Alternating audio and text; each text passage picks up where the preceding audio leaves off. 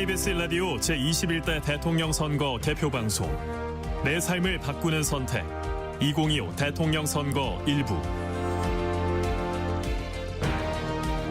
안녕하십니까, 배종찬입니다. 오늘은 대한민국 21대 대통령을 뽑는 날입니다. 여전히 각 투표소에서는 소중한 한 표를 행사하기 위한 시민들의 발길이 이어지고 있는데요. 잠시 후 8시에는 본투표가 마무리될 예정입니다. 지난해 12월 3일 비상기험 선포에 이어 대통령 탄핵까지 예상치 못한 정치적 소용돌이 속에서도 대한민국은 미래를 향해 나아가고 있는데요. 이번 21대 대통령 선거에서 유권자들은 어떤 기준으로 어떤 선택을 했을지 KBS 1라디오와 함께 전망해 보겠습니다.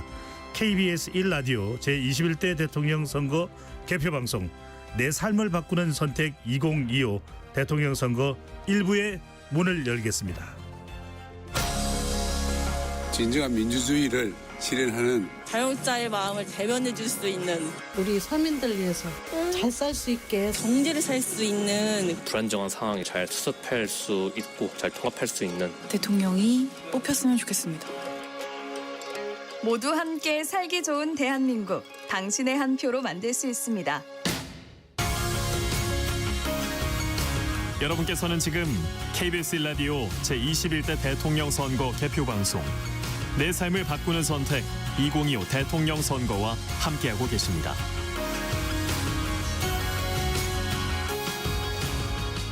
KBS 1라디오 21대 대통령 선거 개표방송 1부를 함께해 주실 두 분 소개합니다. 허성무 더불어민주당 의원 나오셨고요. 네, 반갑습니다. 허성무입니다. 김경진 전 국민의힘 의원 나오셨습니다. 안녕하세요. 김경진입니다. 본격적인 토론에 앞서서 잠깐 안내 말씀드립니다. 내 삶을 바꾸는 선택 2025 대통령 선거 일부 방송에서는 청취자 여러분들을 위한 특별한 선물을 준비했습니다. 방송 중 문자번호 샵 9730으로 차기 대통령에게 바라는 점을 적어 보내주시면 참여해 주신 분들 가운데 10분을 추첨해서 모바일 치킨 쿠폰을 선물로 드립니다. 짧은 문자 50원, 긴 문자 100원의 정보 이용료가 부과되며 문자 참여만 가능합니다. 당첨자 명단은 이번 주 안에 KBS 열린토론 홈페이지 오늘의 토론 주제 게시판에 공지해드리고 개별 연락드리겠습니다. 청취자 여러분들의 많은 참여 부탁드립니다. 이제 몇 분 후면 대한민국의 21대 대통령 선거가 마무리됩니다. 두 분께서는 이번 조기 대선 과정 어떻게 보셨는지 총평을 먼저 해 주신다면요. 먼저 허 의원님부터요. 예, 이번 대선은 정말 격렬한 그런 선거운동이 펼쳐졌는데 프레임이 분명했습니다. 지난 12월 3일 있었던 윤석열 대통령의 비상계엄 선포, 이것이 불법 군사 쿠데타 내란이냐 아니면 내란이 아니라 정당한 것이냐, 이 프레임으로 치러진 선거인데요. 그러다 보니까 이제 그 내란을 심판해야 한다는 심판론이 굉장히 강력하게 작동을 했고요. 그렇지 않다, 오히려 야당이 더 독재를, 입법 독재, 의회 독재를 한 것이 아니냐, 이런 옹호 논리들이 있었는데 이 격렬한 충돌이었습니다. 그리고 시간이 갈수록 이 충돌의 격렬함이 아주 격화돼서 투표를 하루 이틀 앞둔 사이에는 아주 지역에서, 현장에서 격렬한 그런 말들이 오고 갈 정도, 그것이 지금 이제 오늘 투표율로 고스란히 나타나고 있다. 그래서 양측 진영이 나올 수 있는 사람은 다 투표하러 나온 그런 선거라고 봅니다. 네, 김경진 의원께서도 지금까지 여러 선거를 보셨을 텐데 특히 이번 대선 어떻게 지켜보셨는지요? 일단 저희 국민의힘에서 배출했었던 윤석열 전 대통령의 잘못된 어떤 정치적인 행위로 인해서 이번 대통령 선거가 우발적으로 치러졌다. 그래서 국민들께 죄송하다라는 이제 그 느낌이고요. 근데 이제 그런 상황이 그러다 보니까 저희 당 내부에서도 이게 어떤 방향이나 이런 것들이 명확하게 빠른 시간 내에 정리가 안 됐었던 것 같아요. 그러니까 민주당은 이재명 후보 체제로 일사불란하게 아마 어떤 대선 준비가 갔었는데 저희들은 당내 경선을 치르는 동안에서 그 기간 동안에도 후보 단일화 얘기가 있었고 예. 또 잠시 소란도 있었는데 어쨌든 당원들 투표를 통해서 부결시키고 결국 최종적으로 우리 당이 뽑은 후보로 확정을 했었고 그러다 보니까 선거운동 초기에는 저희들이 그렇게 강한 탄력을 좀 못 받았던 것 같고 근데 가면 갈수록 큰 틀에서 보면 전임 대통령의 잘못으로 인해서 시작된 선거기는 하지만 민주당의 이재명 후보가 가지고 있는 개인적인 취약성 그러니까 여러 가지 어떤 사법 리스크라든지 또 아들의 도덕성 문제라든지 자제분의 도덕성 문제라든지 여러 가지 어떤 개인적 취약성 때문에 김문수 후보가 가지고 있는 어떤 개인적인 장점들이 좀 빛이 나면서 그래서 저희 당이 어느 정도 결집을 하고 투표 오늘까지 온 것 같아요. 그런데 이제 결론은 뚜껑을 열어보면 알겠죠. 네, 투표함의 뚜껑을 열어보면 알 것이다. 자, 각 당의 이 마지막 유세 장소도 눈길을 끌었습니다. 허 의원님, 이재명 후보는 어제 마지막 유세 장소가 여의도였습니다. 어떤 의미가 있을까요? 예, 이번 선거의 여의도는 바로 선거 자체를 상징하는 공간이죠. 지난 12월 3일 윤석열 대통령의 불법적인 비상계엄 선포가 있었을 때 우리 시민들이 먼저 여의도 국회 앞으로 달려왔습니다. 그리고 경군들의 차량을 맨몸으로 막아서는 그런 모습들이 이제 TV로 생중계가 다 됐죠. 그럴 정도로 이 민주주의를 수호하겠다는 시민들의 헌신적인 그런 또 높은 의식들이 작용한 곳이 여의도고 이후에 국회에서 이제 탄핵 해제 의결이 있었죠. 이 과정 속에서도 뭐 여의도에 직결이 있었고 이후에 이제 탄핵을 의결하는 과정에서도 정말 그 몇 주간의 여의도의 그 빛의 혁명이라고 이야기되는 어마어마한 그 자발적 군중들의 질서정연한 민주주의를 위한 갈망의 집회들이 있었던 거 아닙니까? 그게 이제 전 세계가 부러워할 정도로 대한민국의 민주주의 복원을 알리는 힘이었는데 바로 그 상징 공간이죠. 그래서 그 공간에서 마지막 유세를 했다는 것 자체는 이번 대선이 갖는 의미가 바로 민주주의 회복이다. 그리고 군사 반란에 대한 심판이다. 뭐 그것을 상징적으로 드러내는 그런 마지막 유세였다. 이렇게 말씀할 수 있습니다. 그렇군요. 김문수 후보는 서울시청에서 마지막 유세했습니다. 물론 그 뒤에 홍대 입구로 또 옮겨가기도 했습니다만 마지막까지 이재명 후보를 겨냥하는 모습인데 서울시청에서 마지막 유세 장소로 상징적 의미를 전달하려고 했는데 어떤 의미였다고 봐야 될까요? 일단은 이번 대통령 선거를 통해서 가장 대한민국의 절실한 것은 국민들의 통합과 화합인 것 같아요. 국민들의 마음이 아직도 안정이 좀 덜 돼 있는 것 같고 그래서 대선을 통해서 국민들의 마음을 하나로 모을 수 있는 지도자가 좀 필요한 것 같고 그러기 위해서는 사통팔달 소통이 가장 소중한 것이 아니냐.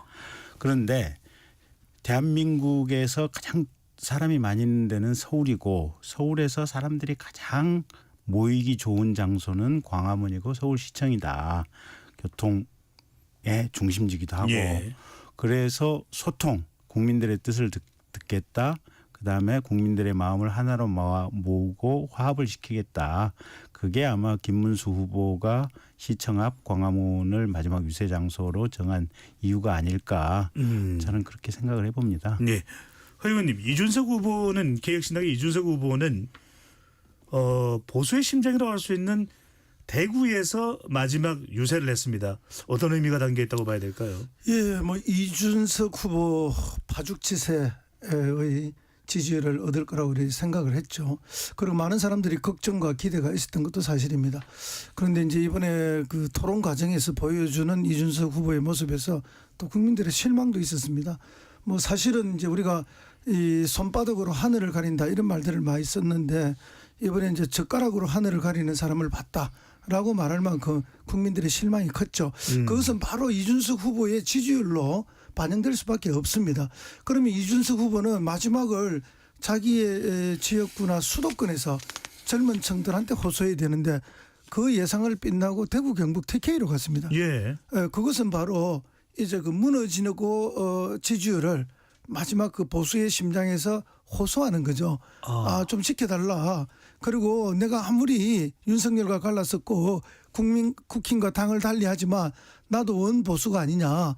그리고 내 할아버지 할머니의 산소가 대구 경북에 있다. 난 TK 적장자다. 그래서 이후의 정치 행보에 있어서 그런 지역주의적 연고성들을 확보 개성하기 위한 그런 것과 무너지는 지지율을 회복하기 위한 마지막 보루 TK 보수의 호소, 저는 그런 게 있다고 봅니다. 그런 게 있고 사실은 이제 더 큰 노림수는 어차피 보수가 선거가 끝나고 나면은 재편될 수밖에 없는 상황인데 그 과정에 나를 다시 한번 봐줄 수밖에 없는 지역 연고성. 예. 이것은 결국 또 하나의 지역주의와 갈라치기로 가는 그런 모습이 아닌가 해서 매우 안타깝긴 한데요. 지금 우리가 극복해야 될 것은 지역주의인데 여전히 강력하게 호소하는 그런 모습으로 나타났다. 조금 실망스러운 모습이다. 저는 그렇게 봅니다. 알겠습니다. 김전호 의원님 이 질문 드리겠습니다. 이준석 후보가 끝까지 단일화를 거부했습니다. 어떤 의미로 국민의힘에서는 받아들이시는지요? 방금 어 의원님께서 말씀하신 것과 저도 생각이 비슷하고요. 일단 이제 진영이라는 입장에서 보면 큰 틀의 생각이 70-80%가 비슷하다면 그래서 윤석열과 이재명을 시대적으로 동시 청산해야 될 필요성이 있다면 그 큰 틀의 구도 생각을 공유한다면 그러면 이준석 후보가 단일화를 했으면 좋지 않았을까 하는 게 이제 진영의 입장에서는 조금 아쉬움이 좀 있고요. 그다음에 이제 개인적인 선택의 부분 그거는 아까 허 의원께서 말씀하신 대로 장기적으로 보수 진영에 어떻게 보면 이 지도자로서 본인이 자리매김을 하고 싶은 그 욕망이 있을 텐데 예. 어쨌든 그걸 위해서 달려간다고 하는 것은 또 누가 뭐라고 할 수도 없죠. 어쨌든 형식적으로는 다른 당이고 그래서 이제 그 부분은 이준석 후보의 선택이다 이렇게 봐야 될 것 같고요. 예. 이제 마지막 그 아까 허 의원님 말씀하신 말실수 부분은 조금 이게 대통령이라고 하는 거는 품격과 품위가 있어야 되고 국민들로부터 사랑받아야 되는데 그걸 굳이 본인 말씀 본인 입으로 얘기를 할 필요가 없고 사실은 그건 그냥 법무부에서 판결문 받아서 부대변인이나 뭐 이 정도 레벨에서 그냥 기자들한테 리스하면 될 거를 이제 조금 마음이 급하시지 않았나라는 생각은 드는데 근데 그러니까 또 젊으신 거 아니겠습니까? 그래서 앞으로 정말 훌륭한 지도자가 되실 것으로 믿어 의심치 않습니다. 알겠습니다. 여러분은 지금 KBS 1라디오 21대 대통령 선거 개표 방송 내 삶을 바꾸는 선택 2025 대통령 선거 일부를 함께하고 계십니다. 여기서 잠깐 지역별 민심을 살펴보겠습니다. 선거 때마다 정반대의 결과를 보였던 지역인데요. 대구와 광주 민심 살펴보겠습니다. 먼저 대구 지역부터 들어볼까요? 가장 먼저 국민의 안정이라고 생각합니다. 지금 경제가 어렵지 않습니까? 그렇지? 경제가 잘 살고 나라가 잘 살아야 모두가 국민의 행복한 나라가 될 수 있다고 생각합니다. 매 선거 때마다 느끼지만은 이 양당간에서 비방이라든가 이런 부분 전라도랑 경상도라는 이런 게 너무 부각이 되니까 서로의 개인 대 마음은 그렇지 않은데 이런 일만 있으면은 그게 부각이 되더라고요. 그게 가장 아쉽다고 생각합니다. 첫째는 국가 안보가 철저해야 되고 두 번째는 경제를 살려야 되고 세 번째는 도덕성을 살리고 국민들이 좀 도덕 질서를 회복하는 그런 그 나라가 됐으면 좋겠어요. 그걸 끌고 나가는 그런 대통령이 됐으면 좋겠어요. 일 잘할 것 같은 사람 뽑았어요. 그냥 국민들을 위해서 나라를 잘 이끌어 주셨으면 좋겠습니다. 국민들이 잘 살 수 있는 사람을 선택해야 된다고 생각합니다.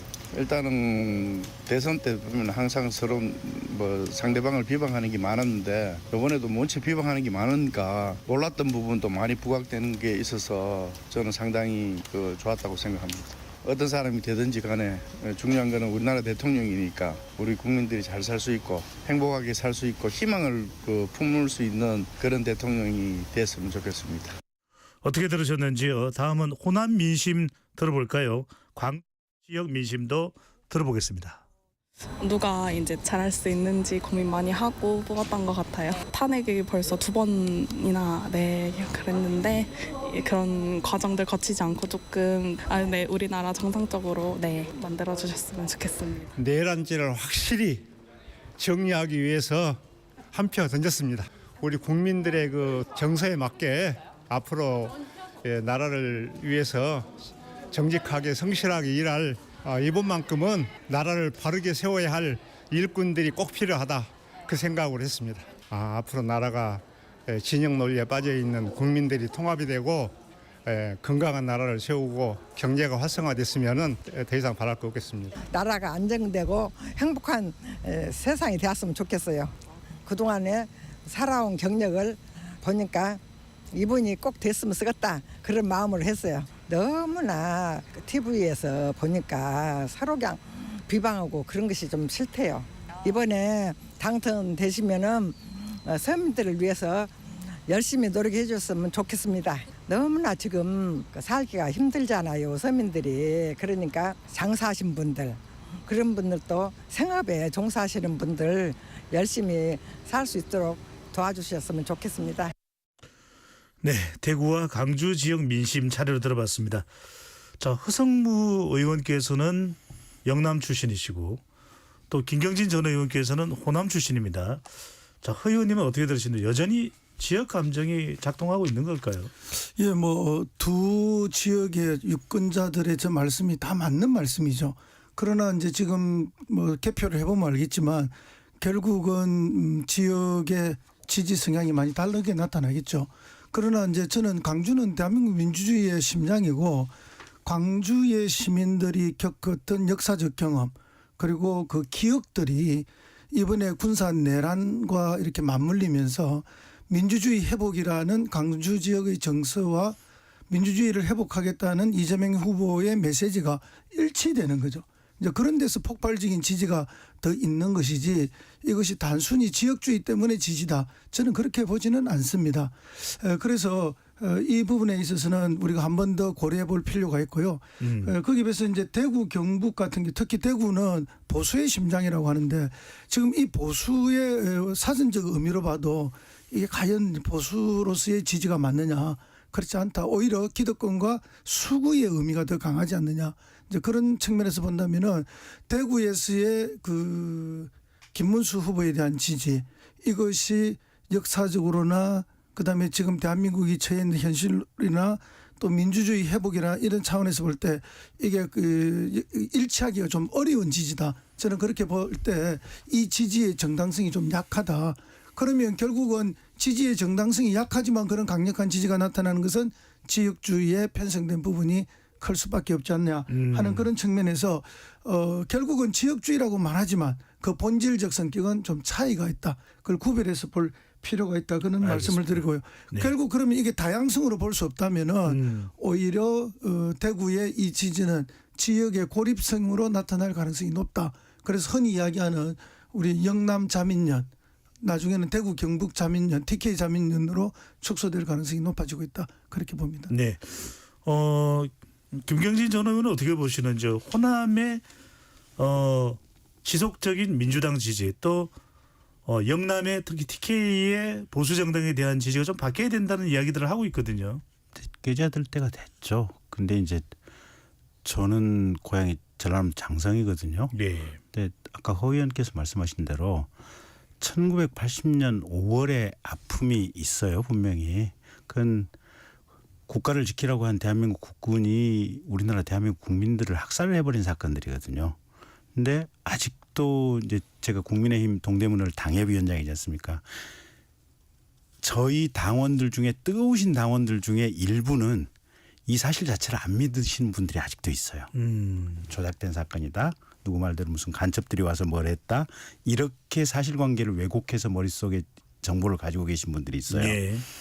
그래서 이제 그런 문제점이 있고 근데 어쨌든 그 아픔은 1980년 5월에 광주 호남의 아픔은 아픔이고 그걸 승화시켜서 대한민국이 어떻게 보면 서로와 지역과 지역이 나누어서 싸우는 이 하나만 가지고 본다면 그렇게 아름다운 모습은 아니에요. 호남의 아픔은 이때 그걸 더 승화시키기 위해서 호남 지역민, 대한민국 국민들 전체가 노력해야 될 책무는 분명히 있는 것 같고요. 예. 근데 이번에 이제 저희 국민의힘 입장에서는 부끄러운 게 윤석열 대통령이 사실은 지난번 선거 과정에서 5.18 정신 헌법 전문에 수록하겠다고 말씀까지 하시고 망상에 의한 어떤 계엄을 하셨잖아요. 보면 이제 그런 부분들이 저희들도 굉장히 뼈아픈 대목이긴 한데 예. 어쨌든 국민 모두가 헌법 정신에 대해서 좀 생각을 해봅시다. 그다음에 서로 상생하고 통합하고 사랑하는 이런 시대에 대해서 생각을 해봅시다. 우리 한민족 700만 명이 지금 전 세계에 나가 있거든요. 미국 뉴욕이나 뭐 독일 베를린에서 만나면 지역 안 따지거든요. 한국 사람이라는 것만 가지고도 반갑잖아요. 근데 대한민국 안에 있으면 왜 그렇게 지지고 볶고 싸우냔 말이에요. 예. 이런 게 하나 있어서 헌법 정신, 국민들의 통합, 그다음에 아까 저기 방송에 어떤 분 말씀하셨는데 경제적으로 너무 어렵잖아요. 동네 가게들 지금 문 닫고 있는 데가 한두 개가 아니잖아요. 이게 쿠팡, 알리, 테무 뭐 이런 발 플러스 여러 가지 경제적인 어떤 복합적인 위기 뭐 이런 것들이 지금 합쳐져서 이런 상황들인데 후임 대통령께서는 어쨌든 이런 부분의 방향을 잘 잡아가셔야 돼요. 잠깐만요. 국민의힘이 호남의 민심을 좀 표심을 더 얻는 것도 필요하다는 걸 좀 강조해 주신 건데 이 질문을 좀 허 의원님께 드릴게요. 이번에 이재명 후보는 특히 이 동진 전략으로 TK 지역에 상당히 공을 많이 들였습니다. 중도 보수를 표방하기도 했고 아직 뭐 개표 결과는 알 수 없습니다만 대구 경북 지역에서 30% 이상 득표 가능할까요? 예, 뭐 이게 제가 지금 뭐 돗자리를 깔고 말씀드릴 수는 없는데 예. 그 30% 이상이라는 게 일종의 목표처럼 많은 사람들이 생각을 하죠. 대구 경북에서 30%가 나온다는 거는 이제 대구 경북 중에서도 상당히 결집될 수 있는 데서는 야당의 다음에 후보들이 승리할 수 있는 곳이라는 게 생기는 거죠. 그런 의미에서 보면은 30%를 이번에 넘긴다면 이제 지역주의가 상당히 허물어지는 그런 지표로 보는 겁니다. 그런데 이제 지난번에는 그렇지 못했죠. 그 20% 초반대 정도가 나왔고 기대에 좀 못 미쳤다는 지적이 있습니다. 근데 이번에는 30% 넘겨야 한다 또는 넘을 것이다가 모두의 목표고 또 그렇게 될 거라고 예측하지만 결코 쉬운 일은 아닙니다. 이게 저희들이 부산 경남에서 노무현 후보가 처음 2002년 대통령이 당선될 때 30%가 넘을 것을 목표로 했습니다. 그런데 그때 30%는 못 넘었습니다. 경남에서는 27% 조금 넘었고요. 부산에서는 28%가 조금 넘었고 울산에서 겨우 30%에 근접하는 그런 거였습니다. 그럴 만큼 대구 경북에서 이번에도 30%가 넘는다. 이건 제가 볼 때 굉장히 어려운 일이라고 봅니다. 그래서 한 28, 9% 이런 수준에서 머무를 가능성도 조금 남아있다. 저는 뭐 그렇게 예측을 합니다. 왜냐하면 이게 YS의 3당 통합 이후에요. 그 부산, 경남, 울산에서 지금 37, 8%가 나오는데 우리가 20몇 년, 약 30년이 걸렸습니다. 그럴 정도의 어려운 시기였는데 대구, 경북도 하루아침에 되는 것은 아니다. 다만 이번에 좀 되는 것은 이재명 대표가 보여준 경제정책에 대한 믿음직한 이야기들, 그다음에 어렵고 재난이 생겼을 때 찾아가서 헌신적으로 경청하는 모습들, 이런 것 때문에 오히려 그런 근접한 득표율이 나오지 이게 무슨 뭐 내란, 불법 군사 쿠데타 이런 것 때문에 대구 경북의 표심이 흔들리는 것은 저는 아니다고 보고요. 그다음에 이제 PK 부울경에도 많이 오셨지 않습니까? 네. 부울경은 전통적인 제조업의 지역입니다. 그 전통적 제조업의 지역이 한 5, 6년 전부터 매우 흔들리고 있습니다. 그 흔들림의 원인은 중국의 가성비죠. 중국과의 경쟁력 속에서 굉장히 밀리고 있는 그런 위기 상황인데요.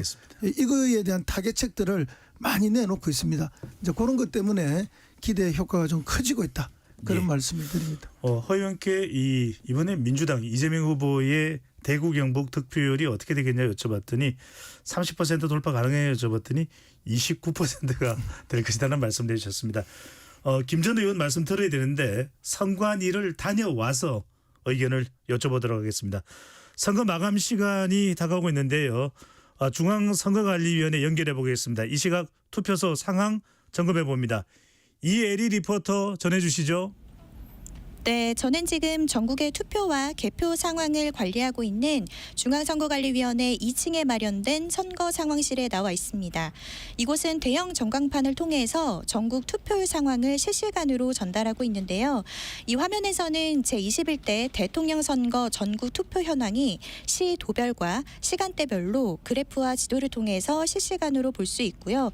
투표가 순조롭게 진행되고 있는 만큼 투표율도 빠르게 집계되고 있습니다. 지금 이곳 상황실에 있는 대형 전광판을 보고 있으면 우리가 행사한 한 표가 단순한 숫자가 아니라는 걸 실감하게 됩니다.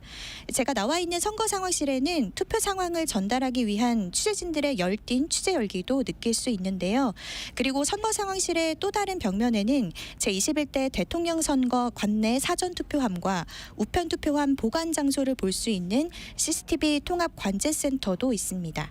이 선관위 관계자들이 실시간으로 이 CCTV를 지켜보고 있는데요. 선관위는 지난해 총선부터 도입한 CCTV 상시 공개 제도를 이번 대선에도 확대 적용하고 있고요. 사전 투표함의 이송과 보관 과정 전반에 걸쳐서 3중 보안 체계를 가동 중입니다. 현재 오후 7시 기준으로 전국 투표율은 77.8%로 집계됐는데요. 제20대 대선 최종 투표율 돌파했습니다. 이 투표율은 오후 1시부터 사전 투표율 34.74%가 합산된 겁니다.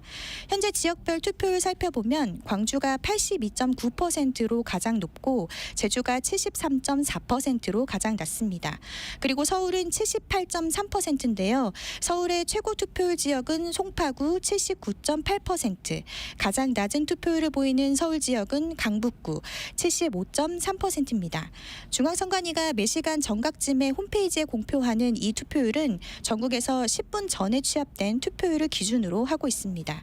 현재 오후 7시 기준으로 전국 투표율 77.8%로 봐선 1997년 15대 대선 이후 28년 만에 투표율 80%대에 들어설지도 주목됩니다.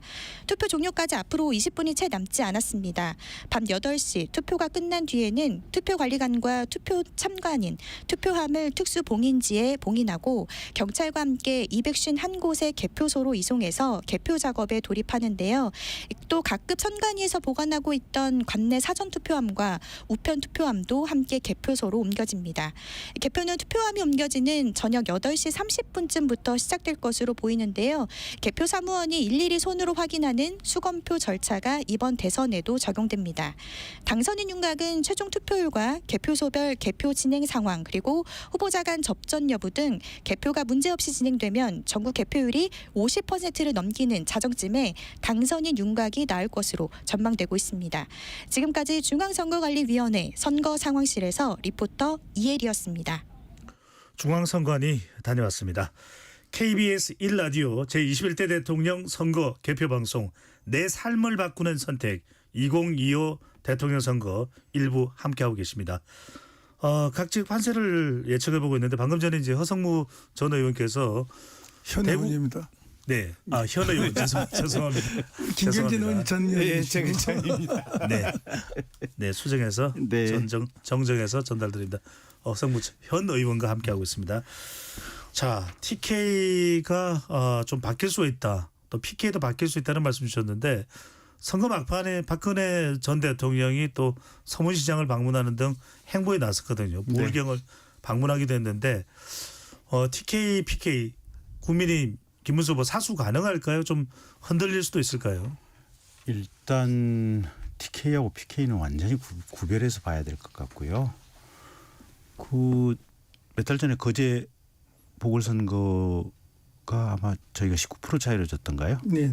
그랬죠. 그러니까 이미 그쪽 민심은 특히 부산 주변의 민심은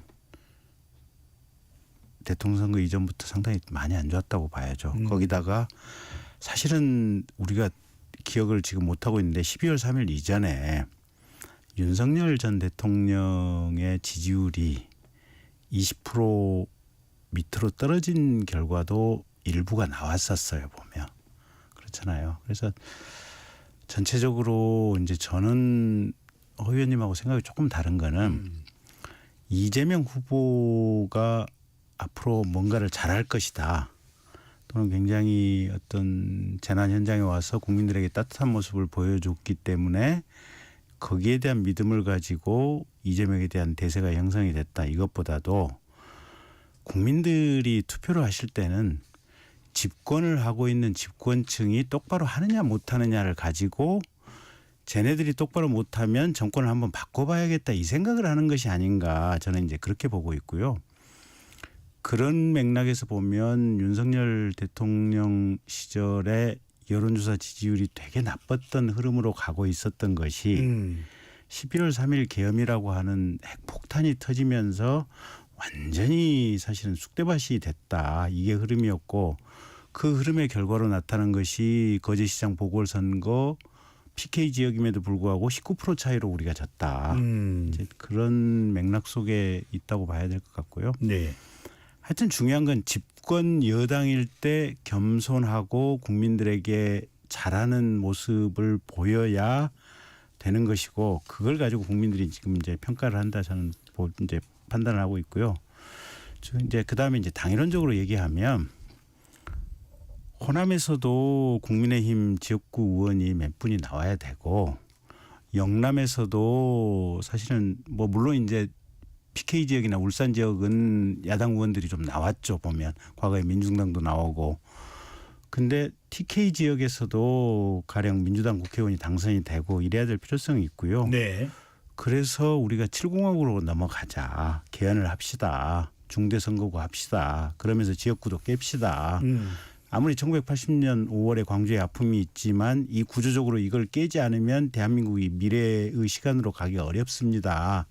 라고 하는 것이 마지막 순간에 김문수와 이낙연이 얘기했던 개헌을 통한 7공화국으로 새로운 시대로 넘어갑시다라고 하는 그 얘기의 맥락 속에 있다라고 저는 봅니다. 네. 여기서 제가 조금 말씀을 안 드릴 수가 없는데요. 물론 87년 헌법, 87년 체제가 완벽한 건 아닙니다. 그리고 뭐 다른 나라도 헌법을 부분적으로 조금씩 바꿔가고 있죠. 그런 의미에서는 우리도 헌법의 변화의 필요성은 저도 뭐 인식은 하고 있습니다. 그러나 우리 헌법이 잘못됐기 때문에 이런 지역구도가 나타나고 우리 헌법이 잘못됐기 때문에 뭐 이런 선거 결과가 이렇다라는 것은 동의하기가 어려운 거죠. 그런 주장을 하시는 분들이 있으면은 저는 그것에 크게 동의하지는 않고요. 그다음에 이제 그 거제 보궐선거 이야기를 하셨는데 네. 그것 때문에 우리 진영도 혼란이 있거나 판단에 미스가 있으면 안 된다라는 말씀을 드리는 게 거제 보궐선거는 투표율이 40%대밖에 안 됩니다. 그리고 거기에는 국힘의 후보와 경선했던 많은 후보들이 어차피 1년짜리 보궐선거인데 이번에 차라리 우리 후보가 지는 것이 다음 선거에서 내가 나갈 수 있는 기회가 있다. 이런 구도가 지역적으로 아주 펼쳐져 있었기 때문에 저희들이 약 두 자릿수 그것도 20% 가까이 이길 수 있었지만 그것을 일반화해서 보고 우리가 이 대선을 준비했다면 큰 차고다. 그래서 저희들이 그거는 생각하지 말고 철저하게 하자 이런 이야기들을 많이 드렸습니다. 이제 투표가 마감될 시간이 얼마 남지 않아서 두 분께 이번 대선을 또 경기도 대선이라는 이야기를 많이 하거든요. 수도권 중에서도 수도권이 특히 중요한데 경기도 관련해서 짧게 김문수 후보에게는 김경진 전 의원께요. 경기도가 어떤 의미일까요? 일단 경기도에서 국회의원 부천에서 3번을 하셨고요. 그다음에 도지사를 2번을 했는데 2번을 하면서 GTX 또 판교 신도시 조성이라든지 또 LG나 삼성의 반도체 공장 들어오는 거라든지 여러 가지 일을 많이 하셨거든요. 그런 의미에서는 연령 구성대로 보면 이제 젊은 연령대가 많다 보니까 김문수 후보에게 그렇게 좋지 않은 어떤 유권자 지형일 수는 있겠지만 김문수 후보의 과거의 업적에 대한 기억이 있을 거 아니에요, 보면. 그래서 그런 점에서는 경기도에서 상당히 선전할 결과가 나올 것이다. 저는 그렇게 예상합니다. 알겠습니다. 허성무 의원께도 이재명 후보도 경기지사를 역임했거든요. 짧게 경기도가 어떤 의미일까요? 예, 뭐 경기지사도 하셨지만 성남시장을 8년 하셨잖아요. 성남시장 8년 때 그 지방자치단체장이 보여줄 수 있는 최고의 모습들을 다 보여준 것이죠. 그렇기 때문에 이제 전국적인 주목도 받고 찬사도 받았던 이재명 후보입니다. 그리고 짧은 기간이지만 4년간 경기지사 할 때 특히 그 코로나가 정점으로 치달을 때 그 과단성 있는 결단과 추진력으로 코로나 부분에 대처하는 거 우리 국민들이 다 기억하고 있습니다. 그리고 그때 단속의 대상이 됐던 분들이 또 이재명 후보의 안티가 돼 있다는 것도 우리 국민들이 다 기억하고 있습니다. 그렇기 때문에 이분은 내 개인의 정치적 이해관계와 득실을 가지고 행정을 하는 것이 아니라 공공 전체 이익의 또 단체장이 권한을 가진 사람이 해야 할 일을 제대로 하는 사람, 추진력 있는 사람, 이런 것들을 보여준 행정의 성공한 공간이기 때문에 경기도에서 이번에 좀 압도적인 지지가 있을 거로 봅니다. 알겠습니다. 경기도에서도 개표율이 어떻게 나올지도 지켜보도록 하겠습니다. 자, 투표 마감 시간이 얼마 남지 않았습니다. 전국 각 시도 현재 투표율 정리해 보겠습니다. 김진웅 아나운서 나와주세요.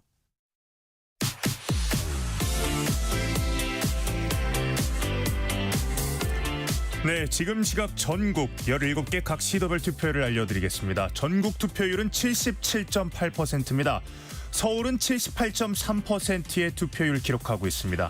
경기는 전국 투표율과 같습니다. 77.8%의 투표율 보여주고 있습니다. 인천은 76.2%의 투표율을 현재까지 기록 중입니다. 부산 지역입니다. 부산은 76.5%의 투표를 현재까지 보여주고 있고요. 경남 지역은 77.1%, 울산은 78.4%의 투표율 기록 중입니다. 대구는 78.3%의 투표율을 기록했습니다. 경북은 77.4%의 투표율 현재까지 보여주고 있습니다. 호남 지역은 모두 전국 투표율을 넘어서는 투표율을 보여주고 있는데요. 광주부터 살펴봅니다. 82.9%, 전남은 82.8%, 전북은 81.5%의 투표율을 나타내고 있습니다. 대전 지역입니다. 77.2%의 투표율을 보여주고 있고요. 세종 역시 80%를 넘었습니다. 81.3%의 투표율 기록 중입니다. 충남은 74.5%, 충북은 75.7%의 투표율을 기록했습니다. 강원은 현재까지 76.5%의 투표율을 기록 중입니다. 마지막으로 제주 지역인데요. 현재까지 가장 낮은 투표율을 보여주고 있습니다. 제주 지역의 투표율은 73.4%입니다. 제21대 대통령 선거 전국 시도별 투표율 전해드렸습니다. 지금까지 아나운서 김진웅이었습니다. 네, 지난 대선 그리고 지지난 대선 2017년 대선 때보다도 높은 투표율을 지금 기록하고 있습니다. 아직까지 최종 투표율은 모릅니다. 마감이 돼야 이제 최종 투표율을 알 수 있을 텐데 상당히 오늘 본 투표율이 높았습니다. 먼저 김경진 전 의원께 오늘 상당히 높은 본 투표율 또 전체적인 최종 투표율 이게 선거 결과에는 어떤 영향을 줄 거라고 예상을 하시는지요? 일단 투표율이 높은 것은 진보 진영을 지지하는 국민들은 계엄에 대한 심판의 성격으로 투표를 해야겠다라는 부분이 꽤 있을 거고요. 보수 진영을 지지하는 국민들 입장에서 보면 이재명 후보가 사법 리스크도 굉장히 많고 마지막에 불거 나온 자제분 도박 문제라든지 여러 가지 것으로 봤을 때 개인적으로 대통령이 돼서는 안 될 분이 후보로 뽑혀서 나왔다라는 부분에 대한 어떤 평가와 심판 이런 부분에 대한 것 때문에 아마 보수 진영의 이제 국민들도 어쨌든 투표를 하러 나와서 그게 상호작용을 일으키면서 최종적인 어떤 선거 투표율이 높아지는 것으로 가지 않았냐 이 생각이 들고. 예. 근데 이제 최종 어떤 흐름을 보면 광주, 전남, 전북, 호남권 투표율은 80%가 다 넘어가는데 예. 경북, 대구, 울산, 부산은 사실은 70% 됐거든요. 보면. 그러면 진보 진영 국민들의 어떤 진보 진영의 주민들의 어떤 투표 심리가 조금 더 높지 않았냐, 조금 더 뜨겁지 않았냐 그런 흐름으로 읽히고 있는데 어쨌든 마지막 투표율을 봐야겠죠. 네, 유권자 수의 지역별 차이가 또 있기는 합니다. 네. 허 의원께서는 이 최종 높은 투표율로 예상이 되고 있는데 이 투표율이 선거 결과에 미칠 영향은 어떻게 보시는지요? 우리가 전통적으로 그렇게 말씀하죠. 투표율이 높으면 진보 진영이 좀 유리하고 투표율이 좀 낮으면 보수 진영이 좀 유리하다는 게 보편적 지금까지의 분석이었습니다. 그런데 이제 지난번 대선에서 투표율이 상당히 높았음에도 불구하고 진보 민주 진영이 졌습니다. 그렇기 때문에 이 투표율로 뭔가를 판단하는 것은 이제 근거가 약간 약해졌습니다. 잠깐 이제 말씀 도중에 죄송합니다만 지금 출구조사 예정돼 있었어요. 21대 대통령 선거 출구조사 결과 KBS 1TV와 동시에 들어보겠습니다.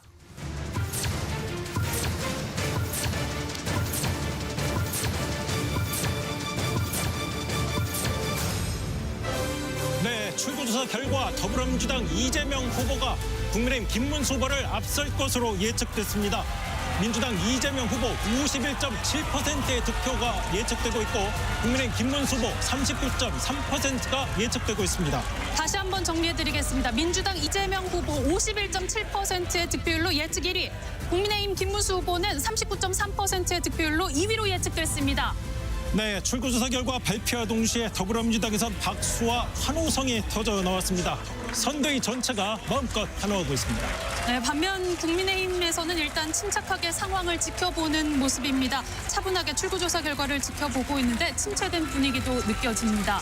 네, 이번엔 개혁신당 이준석 후보의 예측 결과까지 함께 보겠습니다. 출구조사 결과 더불어민주당 이재명 후보가 51.7%, 국민의힘 김문수 후보는 39.3%, 개혁신당 이준석 후보는 7.7%를 얻을 것으로 예측됐습니다. 네, 출구조사 결과 우세가 예측된 이재명 후보의 더불어민주당 선거 상황실 서로 축하를 나누며 기쁨을 만끽하고 있습니다.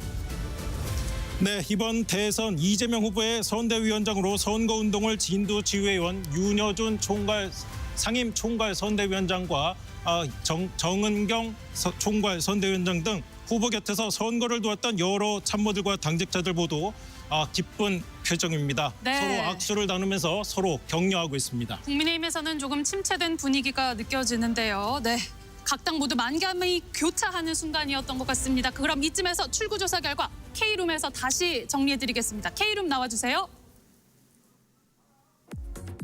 네, K룸입니다. 출구조사 결과 빠르게 정리해드리겠습니다. 후보 3명의 예측 득표율을 비교해보겠습니다. 전국 결과입니다. 예측 1위 민주당 이재명 후보 51.7%를 득표할 걸로 예측이 됐고요. 예측 2위는 국민의힘 김문수 후보입니다. 39.3% 득표가 예측됐습니다. 예측 3위 개혁신당 이준석 후보 7.7% 득표 예측됐습니다. 이번엔 지역별로 살펴보겠습니다. 먼저 서울의 출구조사 결과입니다. 예측 1위 민주당 이재명 후보, 예측 2위 국민의힘 김문수 후보, 예측 3위 개혁신당 이준석 후보입니다. 이번엔 경기입니다. 역시 예측 1위 민주당 이재명 후보입니다. 55.8%. 예측 2위는 국민의힘 김문수 후보 34.6%. 예측 3위 개혁신당 이준석 후보 8.5% 득표가 예측됐습니다. 인천에서도 이재명 후보의 손을 들어줄 것으로 예측되고 있습니다. 53.6%를 득표할 것으로 현재 예측 1위 더불어민주당 이재명 후보고요. 예측 2위는 국민의힘 김문수 후보, 예측 3위는 개혁신당 이준석 후보입니다. 자, 부산 살펴보면요. 예측 1위 국민의힘 김문수 후보입니다. 49% 득표가 예측이 됐고요. 예측 2위는 민주당 이재명 후보, 예측 3위 개혁신당 이준석 후보입니다. 경남의 예측 1위도 국민의힘 김문수 후보로 향하고 있습니다. 예측 2위는 더불어민주당 이재명 후보, 예측 3위는 개혁신당 이준석 후보입니다. 울산 지역의 예측 1위 민주당 이재명 후보입니다. 예측 2위는 국민의힘 김문수 후보, 예측 3위 개혁신당 이준석 후보입니다. 대구의 민심은 국민의힘 김문수 후보로 예측되고 있습니다. 예측 1위 국민의힘 김문수 후보 67.5%를 득표할 것으로 예측되고 있습니다. 예측 2위는 더불어민주당 이재명 후보, 예측 3위는 개혁신당 이준석 후보입니다. 경북에서 김문수 후보가 1위를 할 것으로 예측이 되고 있습니다. 64%의 득표율이 예측되고요. 예측 2위는 민주당 이재명 후보, 예측 3위는 개혁신당 이준석 후보입니다. 광주의 민심을 알아보겠습니다. 예측 1위 더불어민주당 이재명 후보 81.7%, 예측 2위 국민의힘 김문수 후보 10.5%, 예측 3위 개혁신당 이준석 후보 5.9%입니다.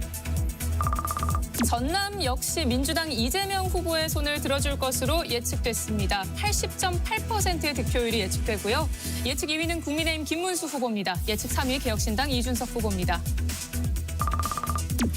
전북에서도 더불어민주당 이재명 후보가 80%에 가까운 득표율을 기록할 것으로 예측되고 있습니다. 예측 2위는 국민의힘 김문수 후보, 예측 3위는 개혁신당 이준석 후보입니다. 대전 지역 살펴봅니다. 예측 1위 민주당 이재명 후보, 예측 2위 국민의힘 김문수 후보, 예측 3위 개혁신당 이준석 후보입니다. 이어서 세종 충남으로 가보시죠. 출구조사 결과 더불어민주당 이재명 후보가 51.3%로 예측 1위, 국민의힘 김문수 후보 39.7%로 예측 2위, 개혁신당 이준석 후보 8.2%로 예측 3위입니다. 충북에선 민주당 이재명 후보가 예측 1위로 51.1%를 득표할 것으로 예측되고 있습니다. 예측 2위는 국민의힘 김문수 후보, 예측 3위는 개혁신당 이준석 후보입니다. 이어서 강원의 출구조사도 보겠습니다. 더불어민주당 이재명 후보 예측 1위, 국민의힘 김문수 후보 예측 2위, 개혁신당 이준석 후보가 예측 3위입니다. 제주에서 민주당 이재명 후보가 역시 예측 1위입니다. 57.9% 득표할 것으로 예측되고요. 예측 2위는 국민의힘 김문수 후보, 예측 3위는 개혁신당 이준석 후보입니다.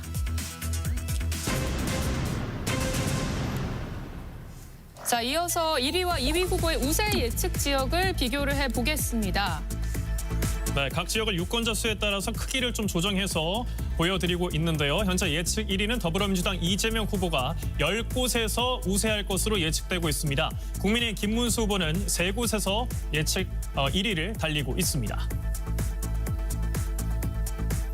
자, 연령별 예측 득표율을 한번 살펴볼까요? 20대 이하에선 민주당 이재명 후보가 41.3% 득표를 할 것으로 예측이 되고 있고요. 김문수 후보는 30.9% 득표가 예측이 됩니다. 30대에선 이재명 후보 47.6%, 김문수 후보는 32.7% 득표가 예측이 되고요. 40대에선 72.7%로 민주당 이재명 후보가 예측 1위입니다. 50대 역시 민주당 이재명 후보 예측 1위가 예상이 되고요. 60대에선 꽤 치열해 보입니다. 민주당 이재명 후보는 48% 득표가 예측이 되고요. 국민의힘 김문수 후보는 48.9% 득표가 예측이 됩니다. 70대 이상에선 김문수 후보가 64%로 예측 1위를 할 것으로 보이고 있습니다. 이어서 성별 예측 득표도 한번 살펴보겠습니다. 남성의 경우에는 더불어민주당 이재명 후보에게 48.3%의 득표율을 보일 것으로 예측되고 있습니다. 국민의힘 김문수 후보는 39.4%로 예측되고요.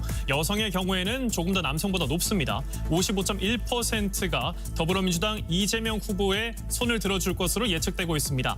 김문수 후보에게는 39.2%의 득표가 예측됩니다.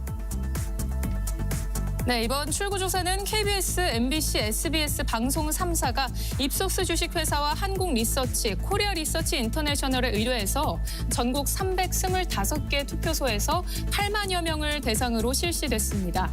신뢰 수준은 95%, 오차 범위는 플러스 마이너스 0.8%포인트입니다. 지금까지 K룸에서 전해드렸습니다. 네, K터치입니다. 지금부터는 이번 출구조사에서 가장 중요한 자료를 보여드리겠습니다. 먼저 성별 연령대별 어떤 후보를 더 많이 지지했는지 보여드리겠습니다.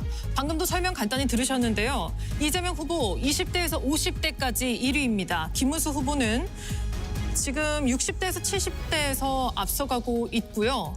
자, 이준석 후보는 20대에서 24%를 득표하는 거로 나와 있습니다. 자,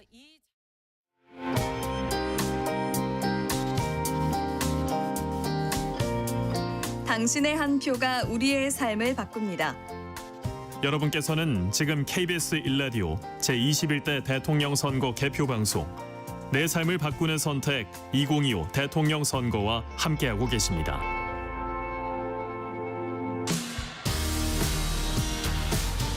여러분은 지금 KBS 1라디오 제21대 대통령 선거 개표 방송 내 삶을 바꾸는 선택 2025 대통령 선거 일부와 함께하고 계십니다. 스튜디오에 지금 김경진 전 국민의힘 의원, 허성무 더불어민주당 의원 두 분과 함께하고 있습니다. 출구조사 결과가 나왔는데요. 이재명 후보 51.7%, 지상파 3사 출구조사 결과입니다. 김문수 후보 39.3%, 이준석 후보 7.7%로 나왔습니다. 먼저 허 의원께 여쭤보겠습니다. 출구조사 결과 어떻게 보시는지요? 예, 뭐 비슷하게 많은 언론들이 예측을 했고 또 깜깜이 들어가기 직전까지 수많은 나왔던 그 여론조사들을 보면은 뭐 지금 저것과 비슷하게 다 나왔죠. 근데 이제 결국 제일 우리가 기대라 하기에는 좀 이상한데요. 이준석 후보가 10%를 넘겨내냐 이 문제가 있었는데 결국 이제 10%를 못 넘기는 걸로 저렇게 나왔는데 출구조사 결과는 그렇습니다. 그렇죠. 이것이 그 선거 과정에서 벌어졌던 세 번째 토론 그런 게 큰 영향이 있었다고 보고요.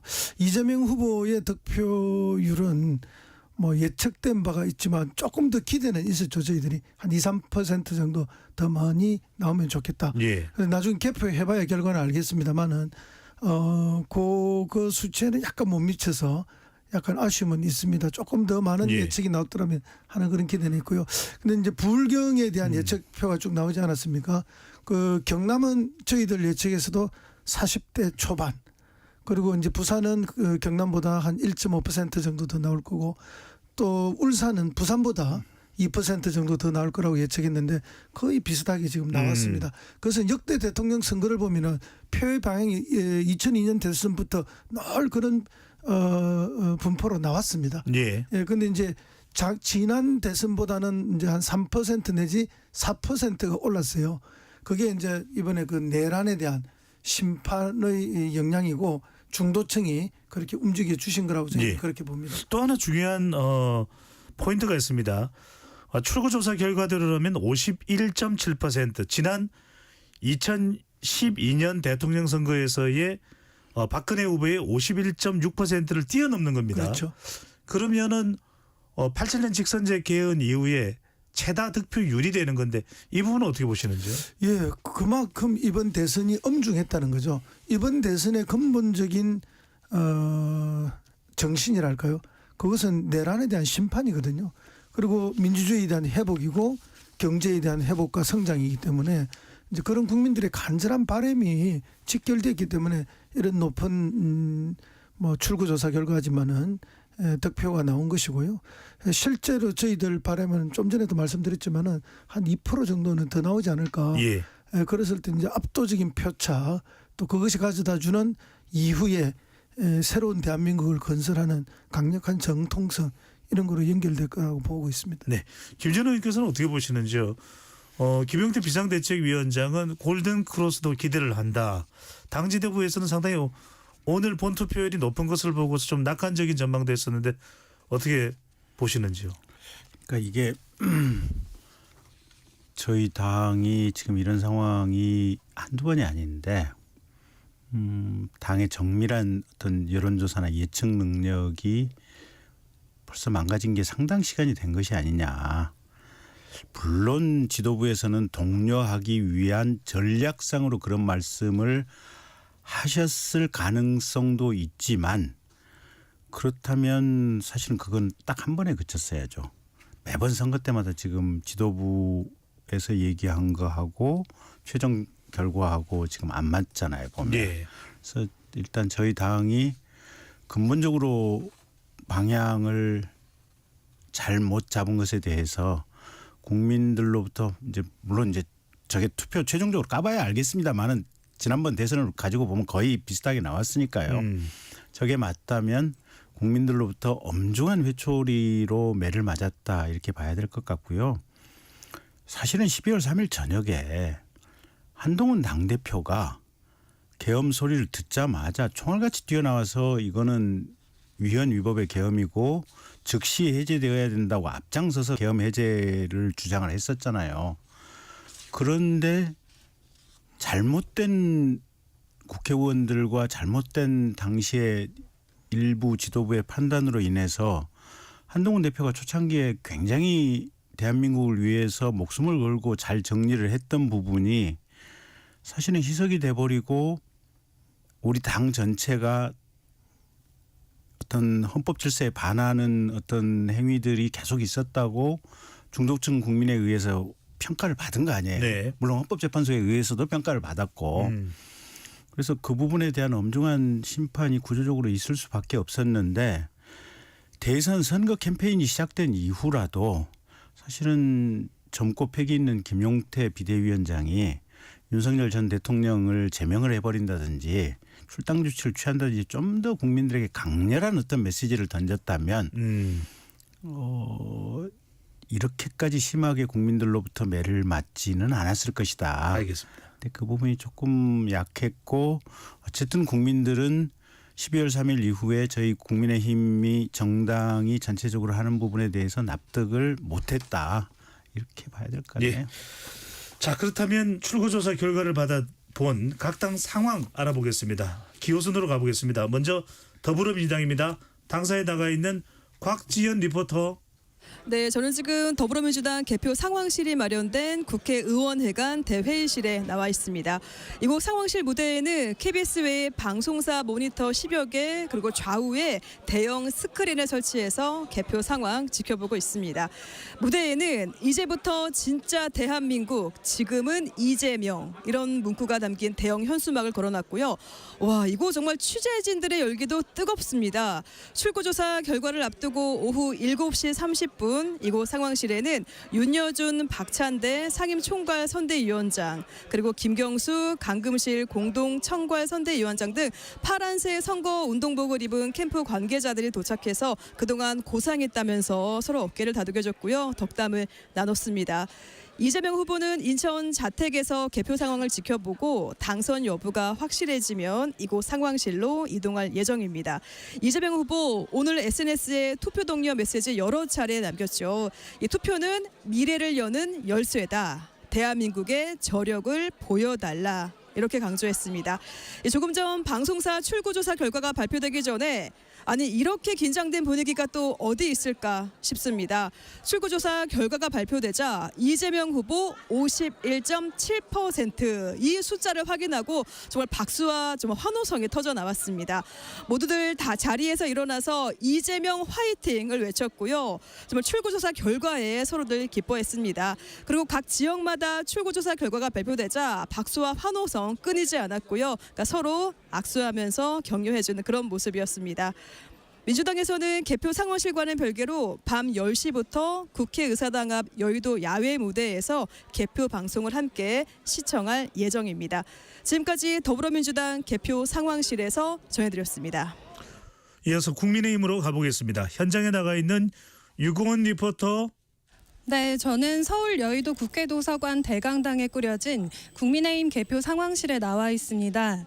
조금 전 발표된 지상파 3사 출구조사 결과에서는 국민의힘이 39.3%로 12.4%포인트 뒤처지는 것으로 나타나면서 이곳 국민의힘 상황실 분위기도 상당히 무겁습니다.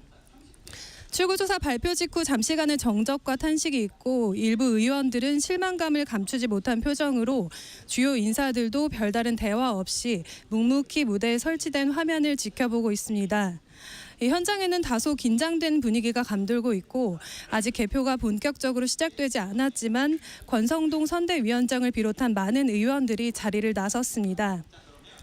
이곳 개표 상황실은 지상파 3사의 출구조사 결과 발표가 임박하자 김용태 비상대책위원장이 개표 상황실에 먼저 자리를 했고요. 이후에 양향자, 안철수, 나경원, 권성동 선대위원장을 비롯한 지도부와 의원들이 속속 모습을 드러냈습니다. 김문수 후보는 서울 관악구 본천동 자택에서 투개표 상황을 지켜보다가 당락의 윤곽이 가려지면 이곳으로 이동할 것으로 보입니다. 김문수 후보는 선거운동 마지막 날인 어제 제주, 부산, 대구, 대전을 거쳐 서울까지 말 그대로 국토종단 유세와 90시간 외박 유세를 펼쳤습니다. 국민의힘은 출구조사가 발표되기 전에 막판 상승 기류의 보수층 결집이 이뤄지면 역전승이 가능하다고 기대하는 모습을 보였는데요. 김용태 국민의힘 비상대책위원장도 출구조사 발표에 앞서 좋은 결과를 기대하고 있다고 말했지만 이 기대했던 결과에 못 미치는 출구조사로 분위기가 상당히 무겁습니다. 초박빙 선거로 불린 지난 제20대 대통령 선거에서는 출구조사 결과와 득표율 차이가 0.2%포인트도 되지 않을 만큼 이 출구조사가 높은 적중률을 보여주기도 했는데요. 과연 이 출구조사 결과에 이변이 일어날지 개표 상황은 지켜봐야 하겠습니다. 지금까지 국민의힘 개표 상황실에서 전해드렸습니다. 각 당의 분위기 살펴봤는데요. 잠깐 안내 말씀 전해드리고 이어가겠습니다. 앞서 소개해드린 대로 내 삶을 바꾸는 선택 2025 대통령 선거 개표 방송 일부를 함께하고 계신 청취자 여러분들을 위해 특별한 선물이 준비되어 있습니다. 방송 중 문자 샵 9730으로 차기 대통령에게 바라는 점을 보내주시면 10분을 추첨해 모바일 치킨 쿠폰을 보내드립니다. 짧은 문자 50원, 긴 문자 100원의 정보 이용료가 부과되며 문자 참여만 가능합니다. 당첨자 명단은 이번 주 내 KBS 열린토론 홈페이지 오늘의 토론 주제 게시판에 공지하겠습니다. 많은 참여 부탁드립니다. 자, 이 출구조사가 나왔을 때 아직까지 뭐 최종 개표 결과가 나온 건 아닙니다만 민주당에서는 이 환호성이 터졌습니다. 보통 이런 경우에 지역구 선거할 때도 이런 기쁨을 또 맛보신 허성무 의원께서는 있으실 텐데 어떤 분위기입니까? 좀 궁금해집니다.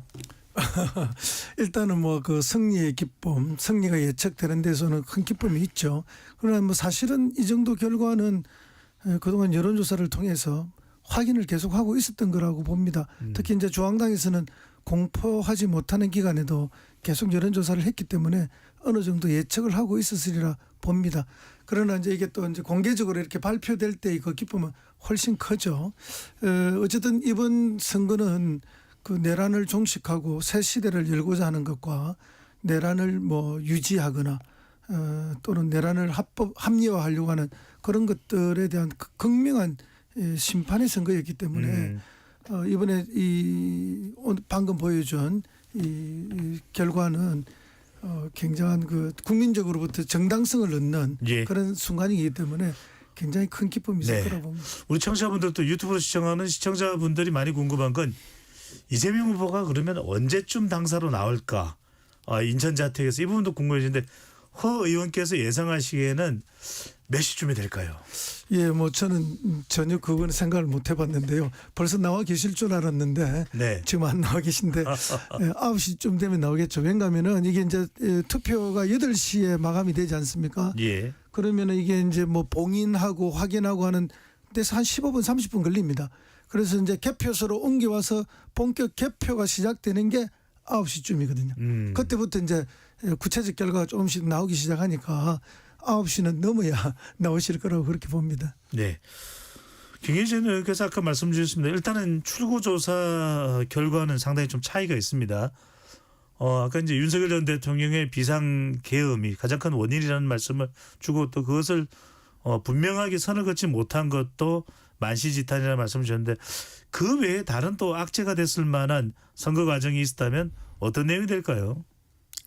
그러니까 가장 큰 흐름은 두 가지예요. 첫째는 윤석열 대통령께서 본인은 국가를 위한 소신과 확신이기 때문에 파퓰리즘에 휘둘리지 않고 인기에 연연하지 않고 나는 내 길을 가겠다라는 그 방식으로 지금 3년 정도를 대통령직을 수행을 해오셨잖아요. 근데 거기에 대해서 국민들의 반감이 의외로 적지 않았던 것 같아요. 그리고 의료 문제라든지 이런 것들이 사실은 민주당에서도 의사수자 증원하려고 했었지만 실패를 했었는데 어쨌든 윤석열 대통령이 가졌던 강압적으로 느껴지는 그런 어떤 대통령직 수행의 자세나 태도 이 부분들이 본인의 내심의 의사하고는 상관없이 국민들에 의해서 받아들여지지 않는 과정 속에 있었던 것 같고 그 흐름 속에서 있다가 윤 대통령이 계엄이라고 하는 핵폭탄을 터뜨리면서 국민들의 민심이 근본적으로 아마 돌아섰다 이렇게 봐야 될 것 같고요.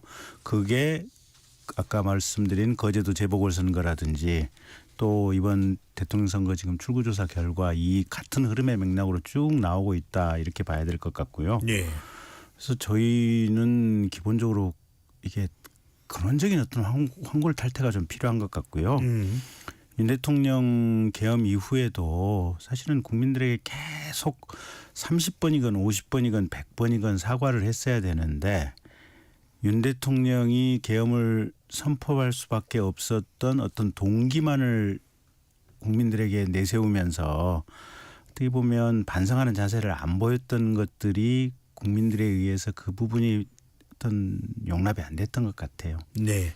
특히 이제 선거 막판에 유시민 작가의 설란영 여사 김문수 후보의 배우자에 대한 발언이 상당히 또 부각이 되면서 여론조사 공표 금지 기간이었습니다.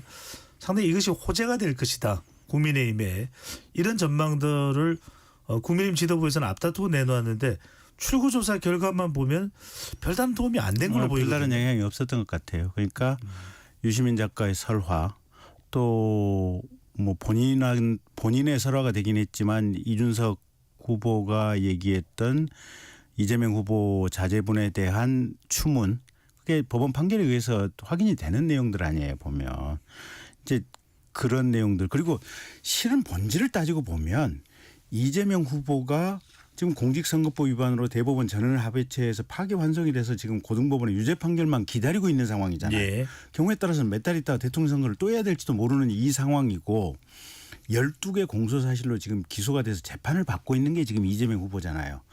그 모든 것을 국민들이 알고 있음에도 불구하고 이번에는 국민의힘 너네는 안 되겠다.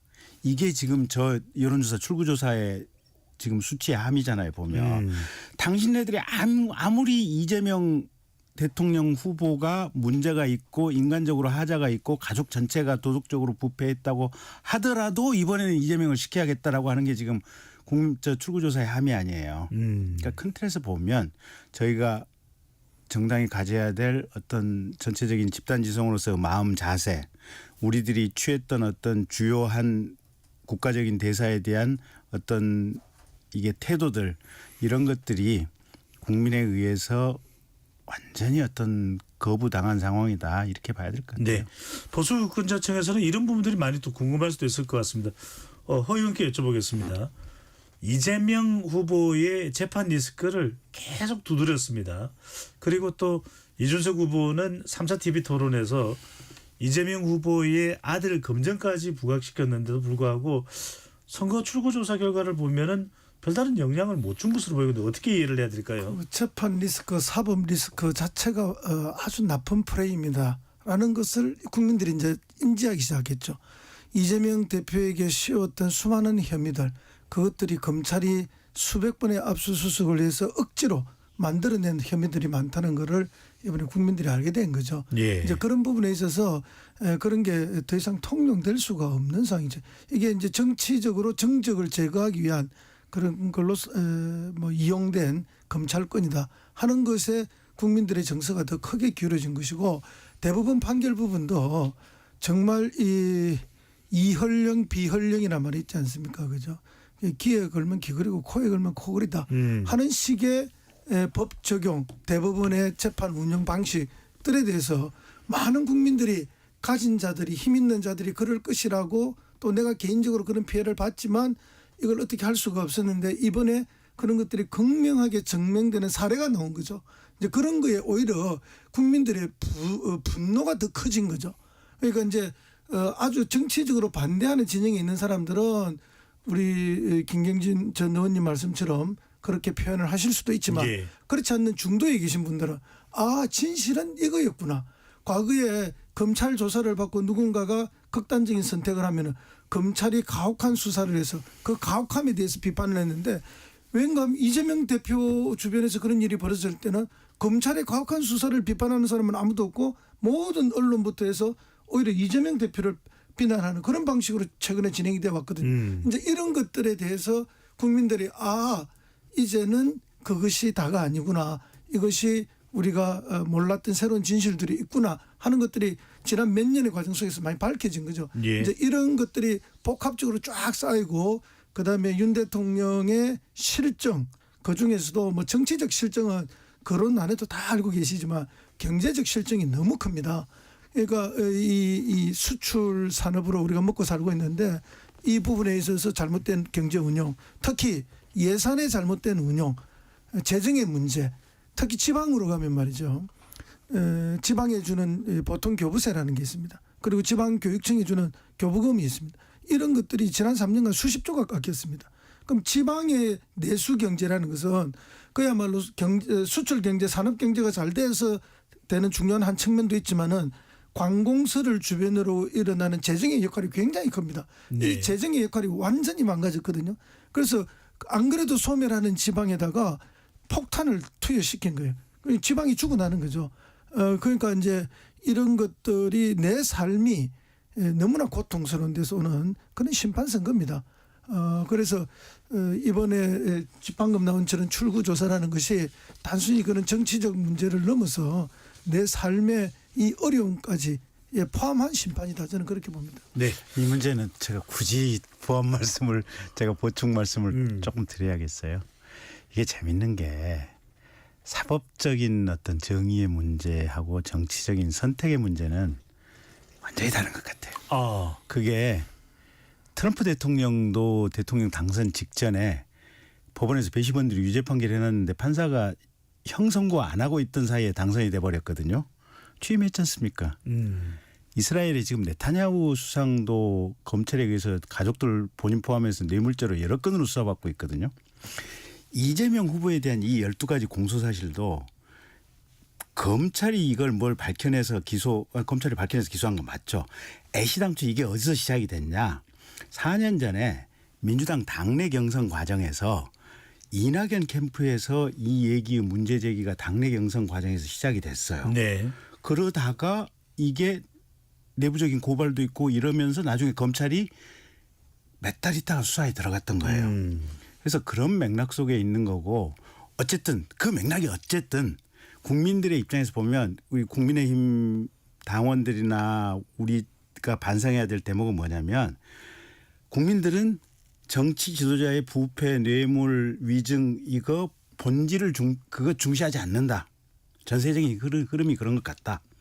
그래서 그거 가지고 선거의 승부를 보려고 하는 생각은 앞으로 두 번 다시 있을 수는 없겠다라고 하는 것이 이번 출구조사에 명백하게 드러난 거 아닌가 싶어요. 잠깐만요. 김전호 의원께 잠깐만요. 김전호 의원께 한 가지 그러면 확인하겠습니다. KBS를 비롯한 방송 3사 출구조사에서 이재명 후보가 51.7%, 김문수 후보가 39.3%, 이준석 후보가 7.7%로 나왔다면 이 국민들의 판단으로 이재명 후보에게는 사법적인 면죄부를 줬다. 이렇게 판단을 할 수 있는 걸까요? 그렇게는 볼 수 없죠. 헌법이라는 게 있고 법의 시스템이 있고 우리가 헌법이라고 하는 제도적 함의 속에서 선거, 대통령직, 공직 윤석열 대통령이 그래서 파면당한 거 아닙니까? 그리고 그래서 구속이 됐다가 어쨌든 지금 내란죄로 재판을 받고 있잖아요. 장군들하고 같이. 장군들은 대부분 다 구속이 돼 있고 만약에 법원에서 유죄 판결이 나오면 윤석열 대통령은 법정형이 무기징역 이렇게 선고될 수도 있는 거 아니에요. 예. 이건 우리가 큰 틀의 시스템 안에 있기 때문에 이재명 후보가 가령 당선이 되는 결론이 확정이 됐다라고 할지라도 그게 면죄부다. 그건 그렇게 얘기할 수는 없는 거죠. 허 의원께서는 어떻게 보시는지요? 예, 형사소추에 관한 부분은 대통령직에 있을 때는 내란 외환을 빼고는 받지 않기 때문에 그 부분은 이제 국민들도 다 아시고 계신 내용이기 때문에 그건 그 정해진 법에 따라서 가면 된다고 저는 보고요. 다만 이제 방금 그 말씀에 동의하는 면도 있지만 지금 윤석열 대통령이 오늘 김건희 여사와 투표를 하러 나오셨잖아요. 그리고 아주 밝은 표정으로 하셨고, 그리고 얼마 전에는 또 부정선거 관련된 영화도 보셨고, 이제 이런 걸 보면서 우리 국민들이 과연 우리 김경진 전 의원님이 말씀하시는 사법 시스템이라는 것이 공정하거나 정상적으로 작동되고 있는 것인가 하는 거에 의문을 갖는 거죠. 예를 들면 내란 수계 우두머리잖아요. 우두머리는 저렇게 다니고 즐기고 살고 있는데 그 했던 부하들은 지금 다 구속돼 있지 않습니까? 재판받고 있고 이게 정상적이지 않는 거죠. 이건 정상적이지 않는 것에 대한 국민들의 분노다. 저는 그렇게 봅니다. 네, 바로 이 부분입니다. 김전호 의원께 이어서 여쭤보겠습니다. 이번 대선에서 윤석열 전 대통령 관련되는 부분이 상당히 김문수 후보에게는 부정적으로 영향을 줬을 것이다. 이런 해석이 나오는데 지금 출구조사 결과를 보면 그렇게 볼 수도 있을까요? 그게 가장 본질이죠.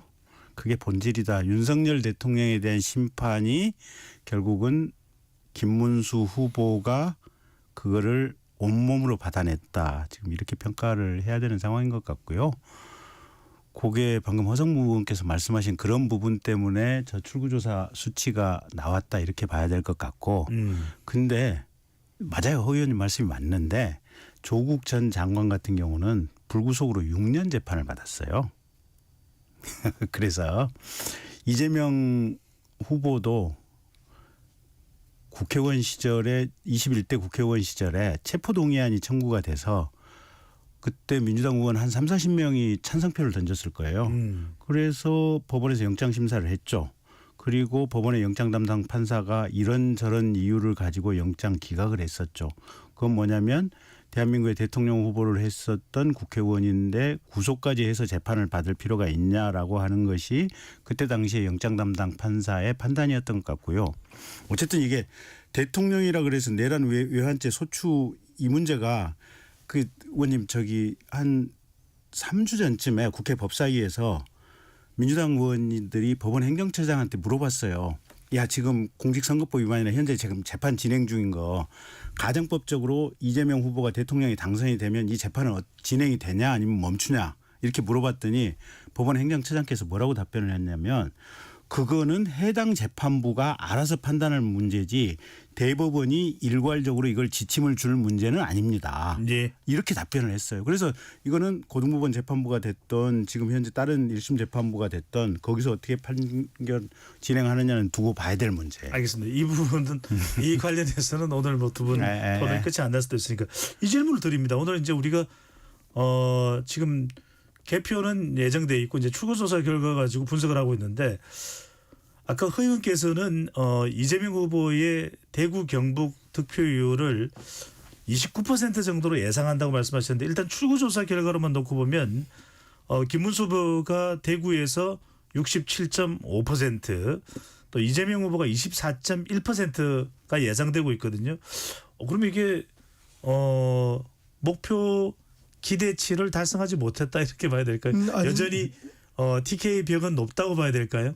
예, 그 30%를 넘기지 못할 것이라고 저는 계속 예측을 했는데요. 왜냐하면 이게 한 지역의 정서가 바뀌어가는 과정이 그렇게 쉬운 게 결코 아닙니다. 그러니까 쉽게 이번에는 30% 넘기면 이긴다 이런 표현을 하는 평론가들이나 뭐 예측하는 분들이 많지만 TK 정서가 10몇 프로에서 20% 계속 올라와서 갑자기 30% 이런 거 없습니다. 왜냐하면은 이 엄청난 그 내란의 사태, 불법 군사 쿠데타의 사태가 있지만 TK에서 계속 국힘을 지지했던 분들은 이 계엄을 잘했다고 생각하고 있는 그분들이 정서가 바뀌는 게 아니에요. 그러니까 아주 극소수의 중도나 스윙보트를 하는 분들이 바뀌는데 대구 경북의 중도라는 분은 국힘에 가까운 중도지 진짜 중도가 아니에요. 그렇기 때문에 이렇게 쉽게 바뀌는 게 아닙니다. 그래서 미세하게 조금씩 바뀌어간다. 그래서 제가 이번에 30%는 결코 넘지 못하지만 그게 근접하는 20대 후반이 나올 거라고 본 것이고요. 이제 부울경은 다 40%는 넘어갈 거라고 본 거죠. 근데 경남은 40대 초반, 부산은 그거보다 조금 더, 이제 울산은 더 그 위에 플러스가 있어서. 울산은 오히려 바뀐 게 아니에요? 예, 그러니까 이제 울산은 45%대가 나올 수 있는 거죠, 충분히. 예. 이제 그래서 울산에서는 1등도 할 수 있는 그런 구조인데요.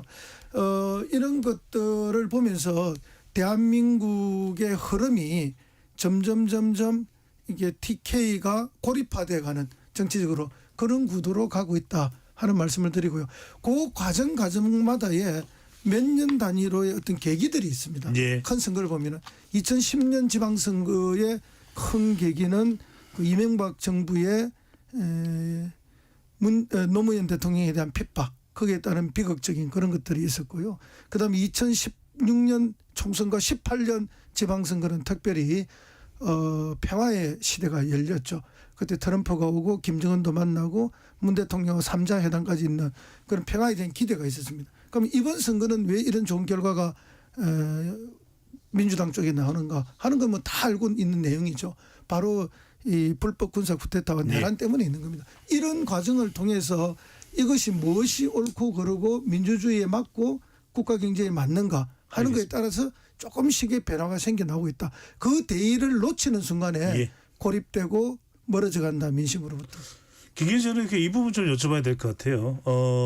여론조사 공표 금지 기간에 불거졌던 유시민 작가의 이 설화 부분을 상당히 또 부각시켰고 또 토론회에서 나왔던 커피 관련 이재명 후보의 약점이라고 이제 판단했던 부분이고 또 호텔 경작 관련된 부분을 잔뜩 부각시켰는데 실제로 선거에서는 크게 도움이 못 됐던 것으로 이게 출구조사 결과는 나타나고 있습니다. 그렇다면 선거 전체에 좀 전략상 미스가 있었지 않았느냐, 허점이 있었지 않느냐 이렇게도 볼 수 있을까요? 그러니까 국민들의 마음을 잘 살펴야 되는데 이미 지난번 대선 때부터 똑같은 문제 제기가 있었는데 지금 이번 대선은 이재명 후보가 12개 항목으로 이미 본인이 공소 제기가 돼 있잖아요. 예. 본인이 대부분에서 유죄라고 지금 파기환송돼 있는 상태잖아요. 국민들이 그것도 신경을 안 쓰겠다고 안 쓰고 민주당에 대해서 전폭적인 지지를 몰아주겠다고 판단한 판인데 그게 무슨 유시민 작가가 설란영 여사를 모욕을 했건 말건 이재명 후보 자제분이 무슨 도박자금 2억 원을 어디서 썼건 말건 국민들은 아예 신경을 안 쓰겠다는 거예요. 그러니까 그 큰 틀에 이 국민들의 마음의 심리 기제의 맥락을 우리가 이해를 못하고 저쪽에서 이런 악재들 때문에 국민들의 마음이 돌아설 수 있다라고 저희 국민의힘 내부에서는 자기 발전적 착각을 해온 거죠. 네. 그렇게 해야 될 것 같고요. 중요한 거는 제가 볼 때는 저희 국민의힘이 일단 국민들을 우리가 어떤 생업을 정말 우리가 한 사람 한 사람의 생업을 보살피고 약자들을 보살펴야겠다. 이 생각이 항상 국민들 앞에 절실하게 드러나야 되는데 윤 대통령 때부터 보면 국가를 위해서는 파퓰리즘 신경 안 쓰고 그냥 우리가 국가를 위해서 필요한 길을 짐을 지고 가겠다. 이런 느낌의 어떤 액션과 정책 집행이 있다 보니까 국민들 입장에서 보면 국민의힘 저분들은 우리를 사랑하지 않는 거 아닌가? 이런 생각을 하실 수도 있어요. 그래서 큰 틀에서 보면 어쨌든 우리가 국민의 마음을 읽는 어떤 방식들 그다음에 국민에 대한 어떤 사랑하는 느낌을 전달하는 어떤 태도나 자세 이런 것들에 대한 근원적인 변화가 없으면 저 수치의 효과가 편치 않은 것 같아요. 알겠습니다. 구도상으로 이미 선거를 바꾸기는 매우 어려웠다 이런 말씀 주셨는데 출구조사 결과를 좀 더 깊숙이 들어가 보겠습니다. 허용님께 여쭤볼 텐데요.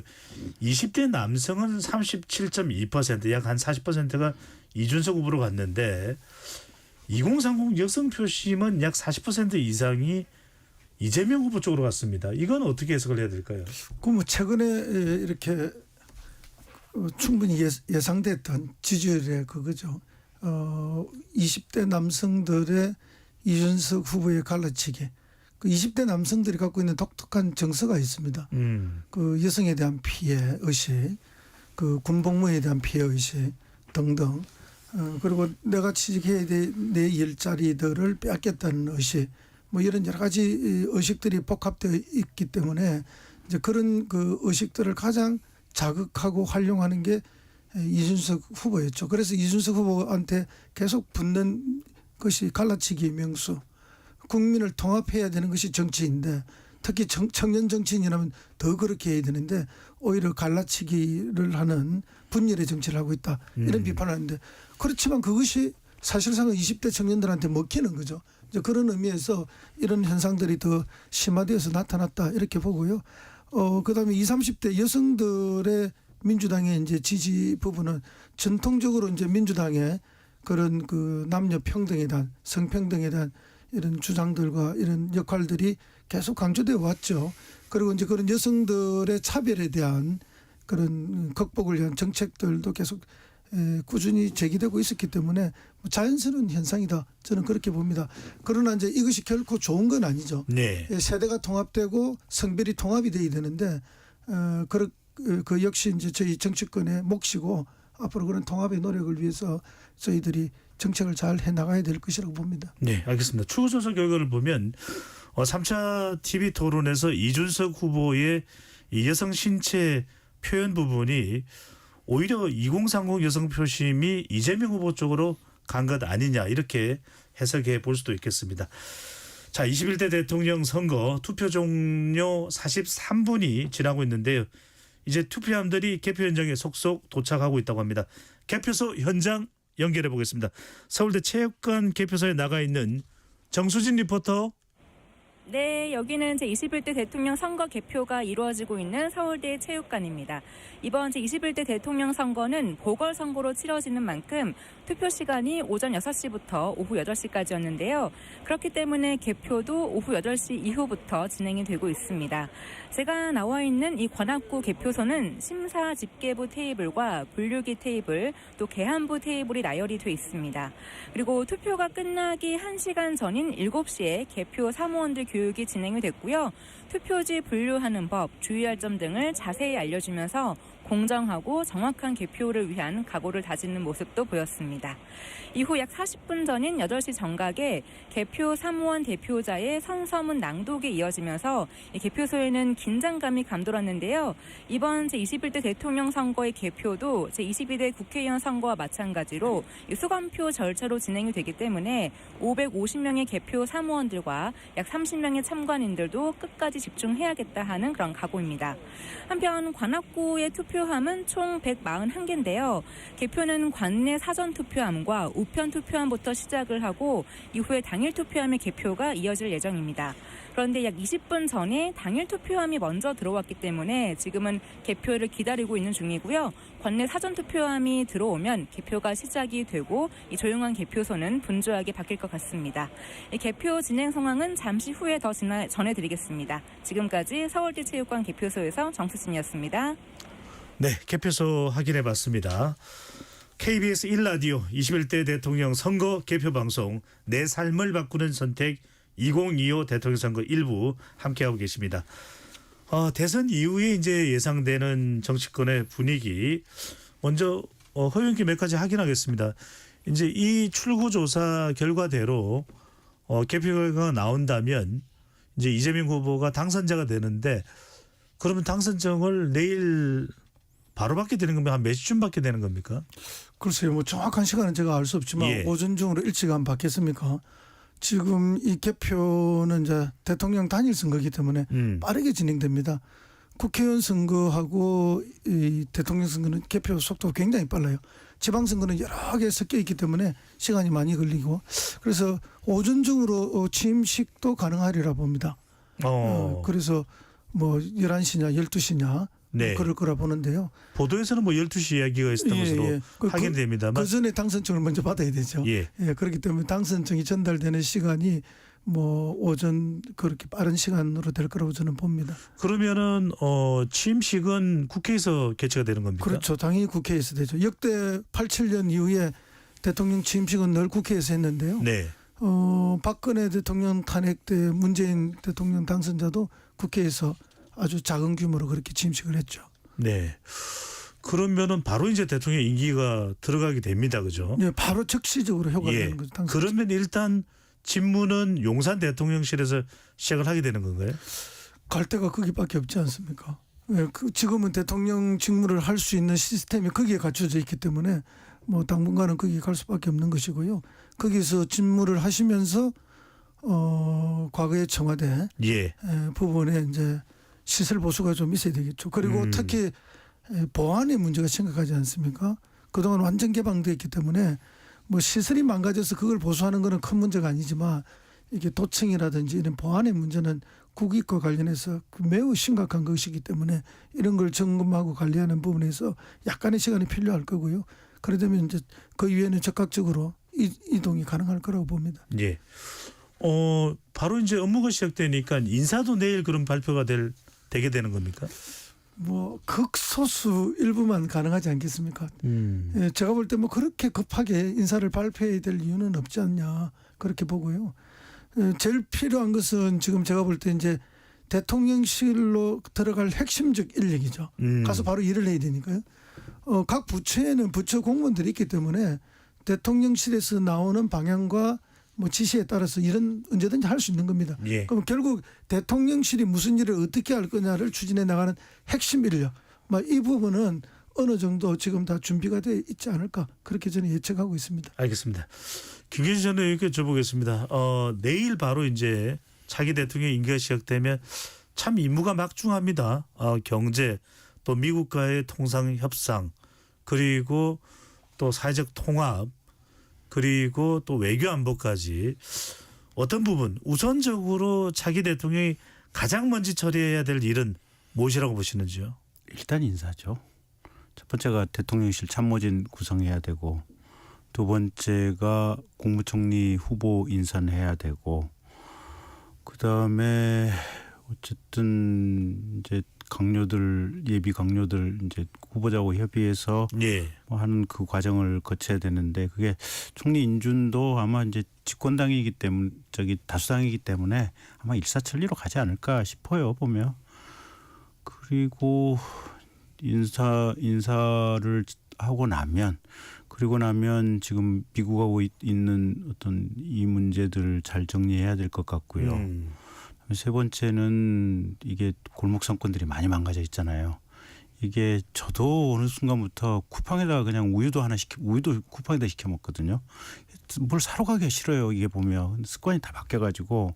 근데 이게 쿠팡뿐만 아니라 알리, 테무 뭐 이런 것들 때문에 지역에 그냥 상권이 쑥대밭이 돼 있거든요. 그래서 이런 부분들을 어떻게 해야 될 것인지. 그 다음에 그 인공지능은 이제 양당 공이 지금 뭐 이렇게 대선 기간 중에 하겠다고 했는데, 사실은 인공지능이 무서운 게 인공지능 그 자체뿐만 아니라 모든 산업의 효율을 높여서 산업 전체의 경쟁력을 좌지우지하는 문제거든요. 그래서 이 인공지능 부분은 어떻게 빨리 푸시업해서 나갈 것인지 이런 부분들 다 잘 정리하셔야겠죠.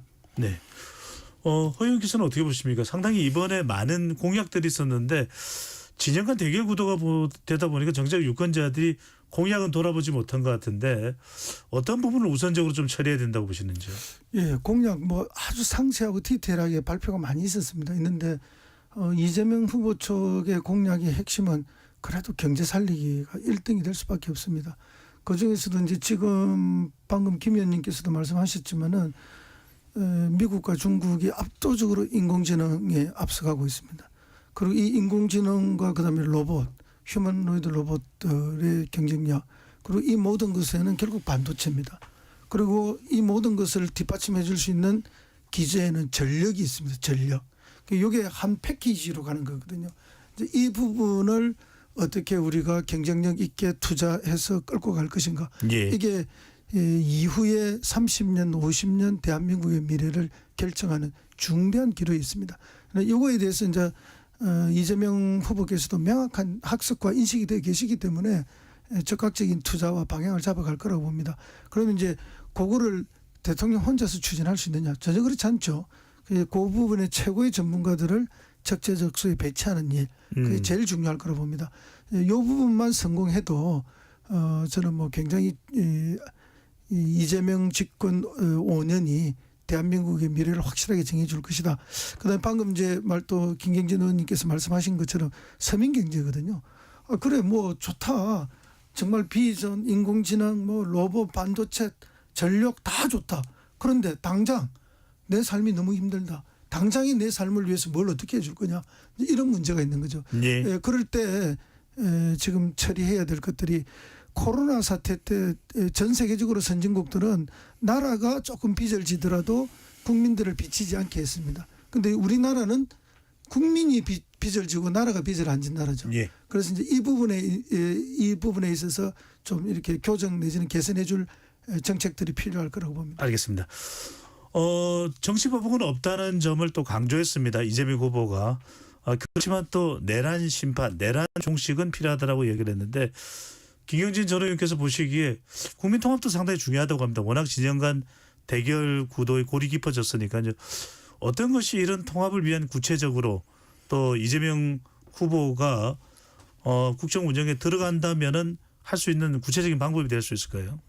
첫째는 기본적으로 인사죠. 인사가 통합형 인사가 되어야 될 것 같고요. 그다음에 두 번째는 사실은 보수 진영에 있는 국민들은 이재명 후보의 인격에 대해서 신뢰하지가 않아요. 그러니까 저분이 통합한다고 했을 때 진짜 통합을 할 수 있을 것인가? 제 머릿속에도 이분에 대한 신뢰가 사실은 1도 없어요.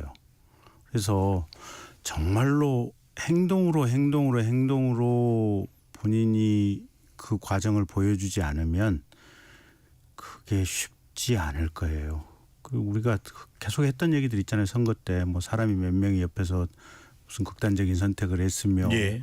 뭐 본인 말바꾸기가 뭐 이렇게 있고 저렇게 있고 이런 것들이 머릿속에 쏙쏙 지금 들어가 있는 상황들이거든요. 그래서 그 부분을 이재명 후보가 이제 당선이 된다면 취임을 한다면 어떻게 극복해야 될지 그건 본인이 정말 다양한 방식으로 노력을 하셔야 되지 않나 싶어요. 네. 허 의원님 그래서 경제도 중요하지만 경제 회복 또 통합이 중요하다는 이야기들을 또 목소리가 많이 나오고 있는데 이 부분은 어떻게 구체화될까요? 글쎄요, 뭐 지금 원론적인 말씀은 굉장히 많이 하셨죠. 뭐 통합하겠다. 또 뭐 빨간색이면 어떻고 파란색이면 어떠냐. 실력 있으면 그 실력 있는 사람을 쓰겠다. 내 편이라도 실력 없으면 쓰지 않겠다. 이제 그런 그 매우 실용적인 표현에서 실력과 적재적소를 통한 인사에서 그 통합의 메시지는 나올 거라고 봅니다. 그런데 이제 우리가 늘 봐왔듯이요. 과거에 새로운 정권이 탄생할 때마다 기대가 얼마나 큽니까? 그러나 그 기대는 오래 가지 못해서 실망으로 바뀐 경우가 많이 있거든요. 그런 점에 있어서 이제 이재명 후보도 잘 알고 계시기 때문에 기대가 큰 것에 대한 부담감도 많이 가지고 있는 게 사실입니다. 그래서 실망을 드리지 않기 위해서 정말로 통합의 인사 그리고 실력 있는 사람들을 제자리에 제대로 배치하는 인사 이것을 철칙으로 할 거라고 믿습니다. 네. 자, 거의 마무리해야 될 시간이 돼서요. 끝으로 새 대통령에게 바라는 점 1분 내로 한 말씀씩 해주시다면 김전호 의원부터요.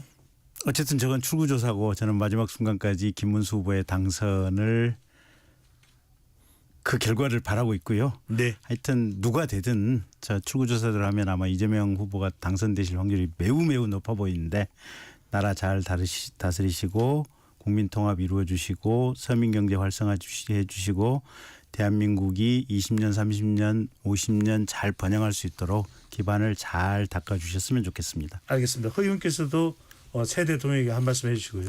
예, 흥묘백묘론이라는 이야기가 있습니다. 이재명 대표도 이 이야기를 인용해서 한 적이 있는데요.